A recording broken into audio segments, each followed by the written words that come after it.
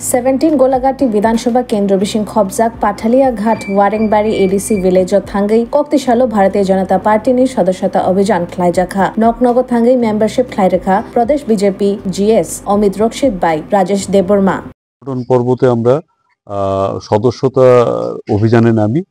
আমাদের প্রতি 6 বছর অন্তর অন্তর সদস্যতা পর্ব শুরু হয়, আর এর অন্তর্গতই আজকে আমরা গোলাঘাটি বিধানসভায় এসেছি। এই পাথালিয়া ঘাট বিসিতে এসেছি। এখানে বাড়ি বাড়ি গিয়ে আমরা সভ্যপদ সংগ্রহ করছি। আমাদের অনলাইনেও হয়, মিস কলের মাধ্যমে, আপনারা জানেন, কিন্তু আমাদের গ্রামের বাড়িগুলোতে বাড়ির প্রত্যেকটা সদস্যর হাতে মোবাইল থাকে না।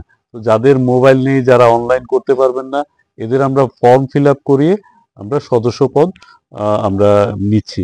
আপনারা জানেন যে গেল 18-19-এ আমাদের শেষ সভ্যপদ সংগ্রহ শুরু হয়েছিল।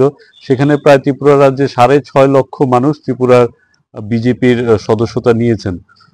ভারতীয় জনতা পার্টি পৃথিবীর সর্ববৃহৎ রাজনৈতিক দল, আর সর্ববৃহৎ এই কারণেই হতে পেরেছে যে ভারতবর্ষের মানুষ বিজেপির মধ্যে ভবিষ্যতে সুরক্ষা দেখে, নিজের ভবিষ্যৎ আলোকিত অবস্থায় দেখতে পায়। তার জন্যই মানুষ বিজেপির ছাতার তলে এসছে, সভ্যপদ গ্রহণ করেছে এবং বিজেপিকে পৃথিবীর সর্ববৃহৎ দল করেছে। ত্রিপুরাতেও এইবার সদস্যতা অভিযানে আমরা আশা করছি যে এখন পর্যন্ত 6.5 লাখের উপরে চলে গেছে।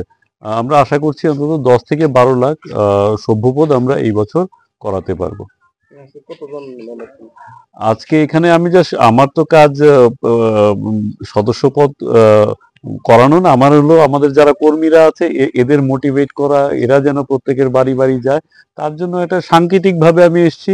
কয়েকটা বাড়িতে গেছি, কয়েকটা সভ্যপদ করিয়েছি আমি, কিন্তু আমাদের যারা স্থানীয় কর্মীরা রয়েছেন ইনারা প্রত্যেক বাড়ি বাড়ি যাবেন, কেউ যেন সভ্যপদের আওতার বাইরে না থাকে সেই চেষ্টা ওনারা করবেন।